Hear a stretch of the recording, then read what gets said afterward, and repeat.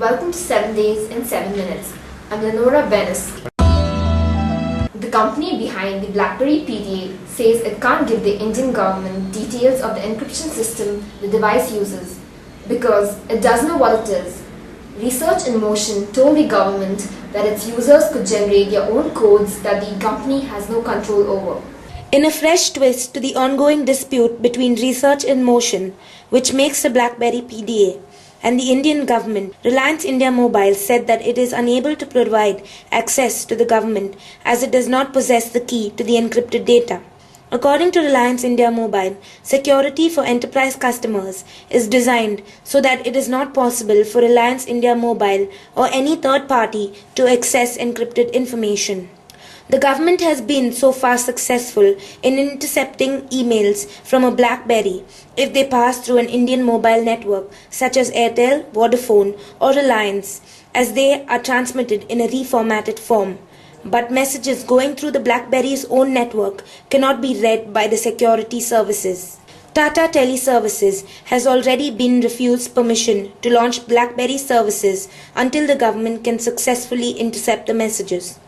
The government has instructed all service providers to ensure that the security services can intercept their messages. As part of its plan to prevent terrorists using mobiles to communicate between themselves, the government has also invited 2 US firms to demonstrate their call interception systems with a view to implementing it in India.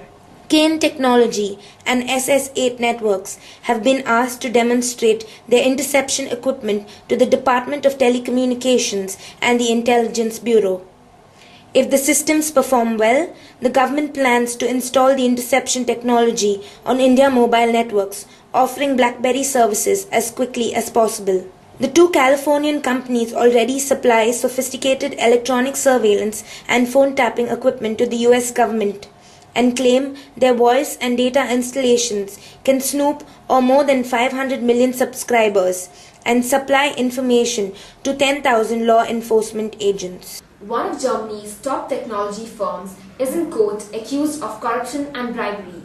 Siemens is alleged to have paid bribes to customers to secure contracts over a period of several years. The Siemens corruption and bribery trial opened today at Munich court. Renat Sikazek, who worked at Siemens for almost 4 decades, is charged with embezzlement as the court seeks to prove that he ran a slush fund to win contracts and set up a network of front firms to cover the transfer of money. The scandal has already created one of the biggest bribery investigations in German corporate history and has already forced Siemens chairman Henrik von Pierre to resign. Sikazek, an executive in the company's telecoms equipment division, said he was asked to set up slush funds for bribes in 1999 or 2000. The bribes were paid to companies and individuals in more than a dozen countries. The trial will be of great interest in other countries where investigators are also looking into Siemens payments. Reality shows now captivating television audiences across India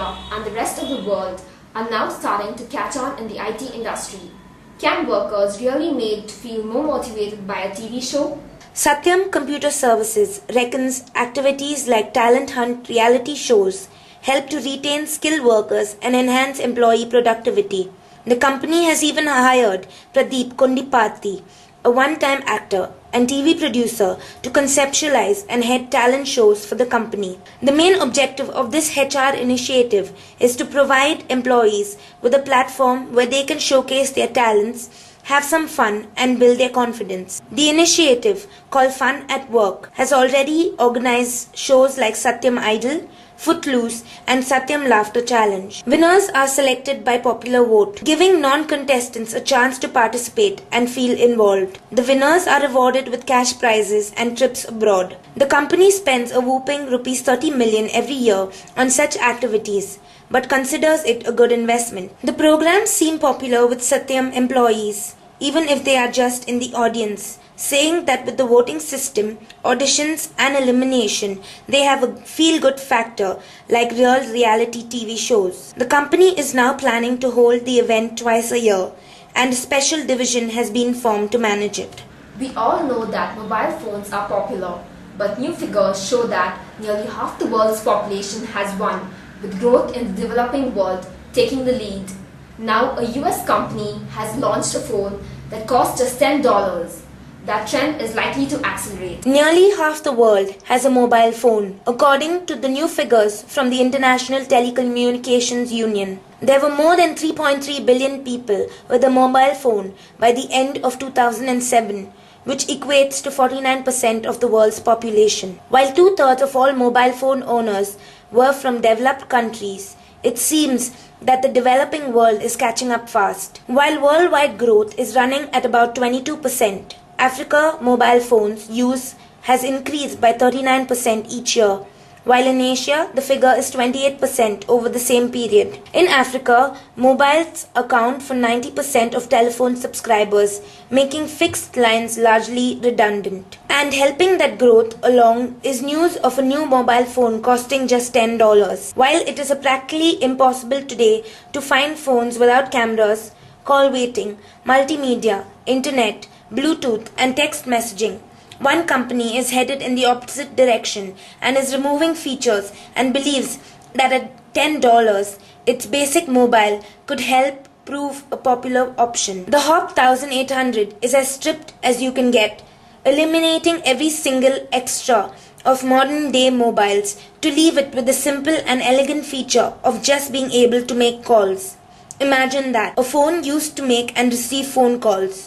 A true novelty. The phone doesn't even have a screen and weighs in only at 77 grams. It is prepaid and has battery life of 4 hours talk time and 150 hours of standby. Being GSM, the phone will have the ability of working on as many as 40 different domestic carriers, which includes huge telecom firms like AT&T and T-Mobile. The $10 phone has just been launched in the US, but it can only be a matter of time before the rest of the world gets a chance to ring the changes.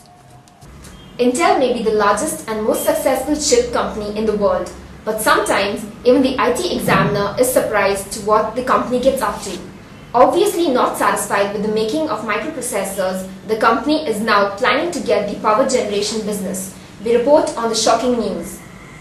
Newspaper reports claim that chip giant Intel plans to build its own power station to supply electricity for its microprocessor plant at Kiryat Gat in Israel. Israeli newspapers Globes says that Intel intends to build 100 to 150 megawatt plant at Kiryat Gat at a cost of around 150 million. Planning is at an advanced stage, and Intel is about to put its plans out to tender, with the likely winner being a firm called Adel-Tech. Because the plant is close to the natural gas pipeline, Intel's very own power plant seems likely to be gas-fired. Any spare energy it produces will be sold to the national grid. Intel has so far refused to confirm or deny the reports, which means it's almost certainly true. The IT Examiner's London office also has its own mini power station, and any spare capacity from its array of solar cells is sold to the UK's electricity providers. Unfortunately, London is usually a bit less sunny